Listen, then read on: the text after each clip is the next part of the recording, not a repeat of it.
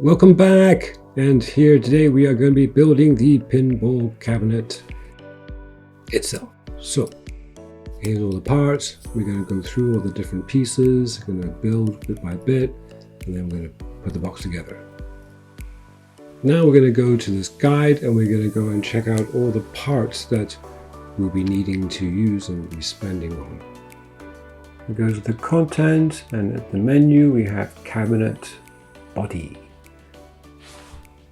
As this here will go down, and if you have your list, and this list is all the things that we'll be needing, and you can have your little costing there. You can go down and see how your budget would stretch, and you might have to buy bits and pieces here and there and take your time. So I'll be basing my table on the wide lockdown bar sizing.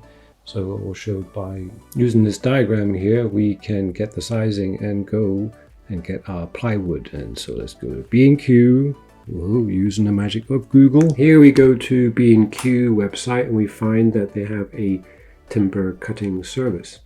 So if you buy a piece of timber from them as such, you will get 5 cuts for free. And then afterwards they'll charge you 50p per cut. But if you are a Trade Point member, then you would get 15 cuts for free and also 50p per cut. So I had bought this 18 millimeters thick natural soft plywood board, which is 2 meters 0.44 and 1.22 meters. So it's 45 pounds here. We'll go to my Illustrator and you'll see this is sort of the diagram of measurements for the cabinet. We'll take away all the items we don't need, and then we will also take away. Meanwhile, while I'm working on that, if you have not subscribed, please subscribe now. We have our 2 plywood boards, right? So we have all the light color pieces for the main box, front, back, the top and the sides, and we also have the base. And then for the top of the box, we have 2 sides. We have the smaller bottom, we have the larger top, and then we have the back. And this all fits quite nicely. So how many cuts do we manage to do? We managed 14 cuts. So we still have to pay for what? 9 cuts.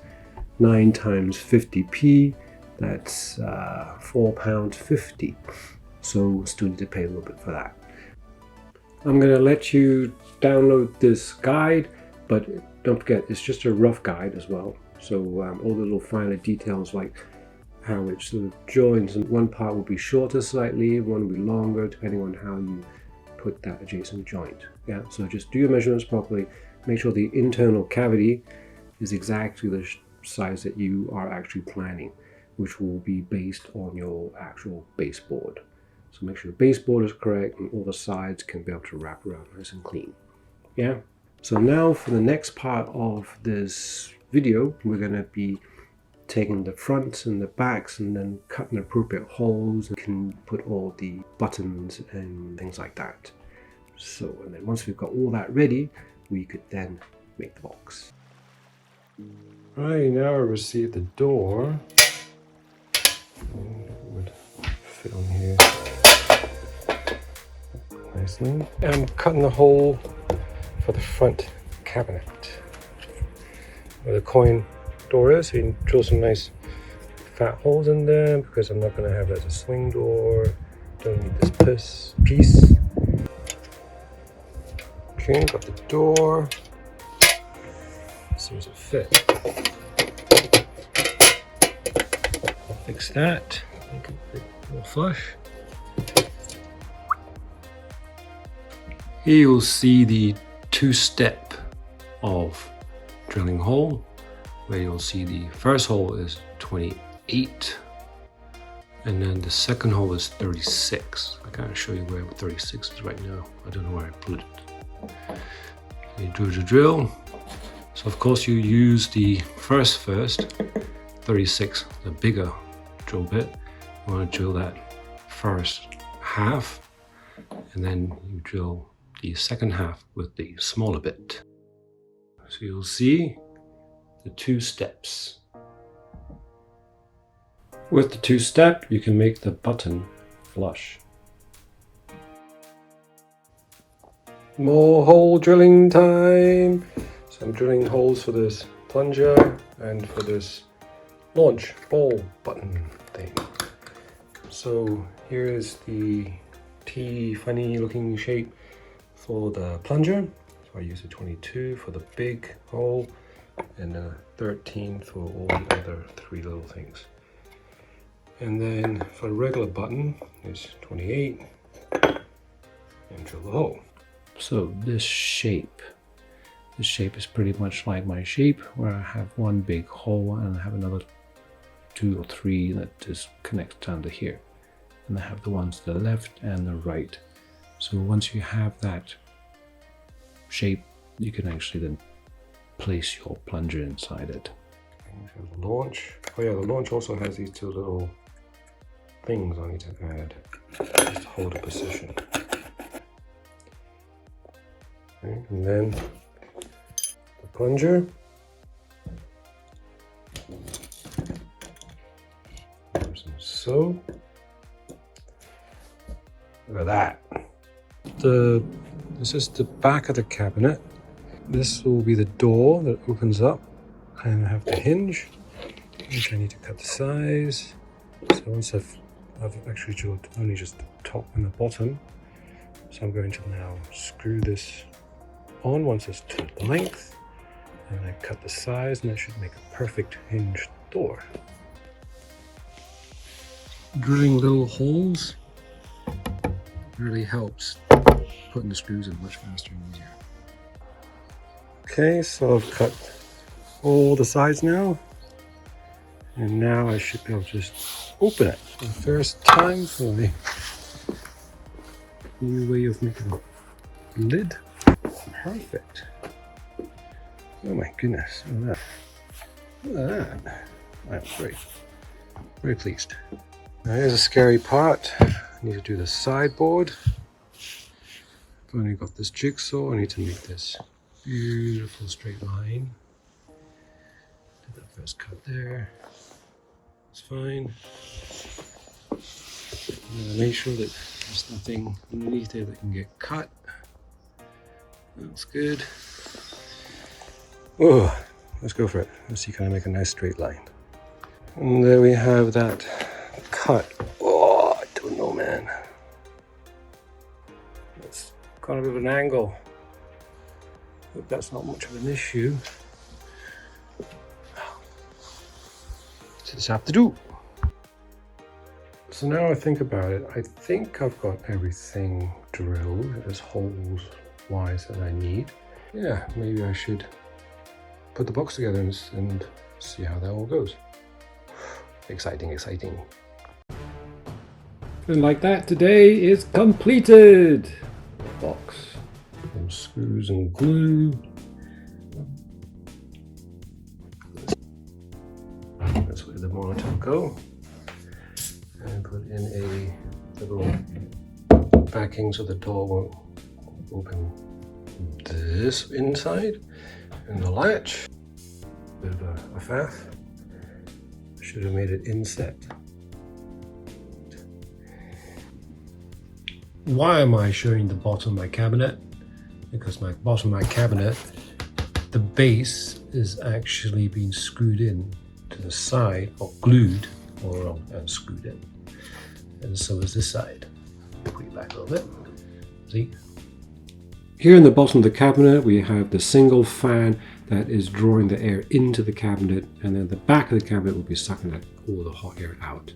And the corners, I am just doing the right adjacent joint. I'm not doing any like 45 degrees angle or anything fancy. There's none of these sort of special sort of wood sort of joining up sort of little mechanisms. This is just a straight up simple box. In the back of the box there is the space for the monitor. This piece where you'll see there's a gap in the middle, and that is where the cables from the television that would sort of thread through. So you mount it like so, put some nice screws and glue, and then you mount the TV backboard This box is also just a very simple straight up box. As you see, the box, I had to measure it that would fit exactly this television screen. There's a little bit of a space underneath, as you see, and the other feature is, of course, the angled hood.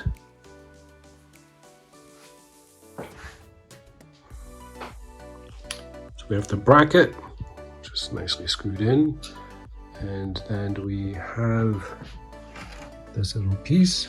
This is the piece that holds the other backboard, the covering of this box.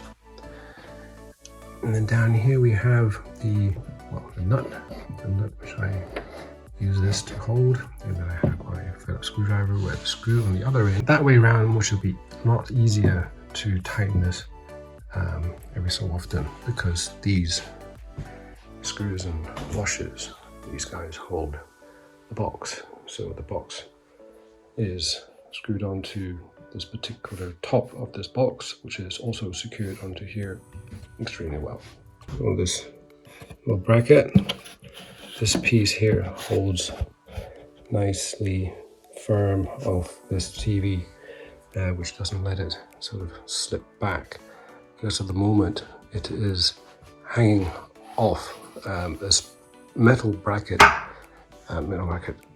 underneath, which is hooked onto one of these.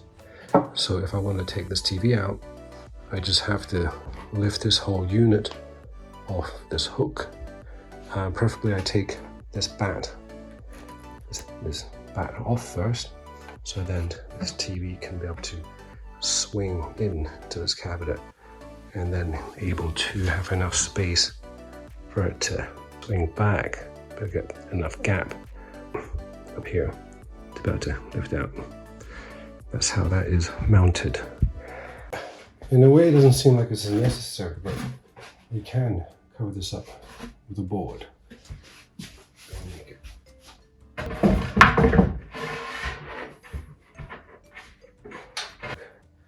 I could put screws in, but I think I won't bother because it's not going anywhere.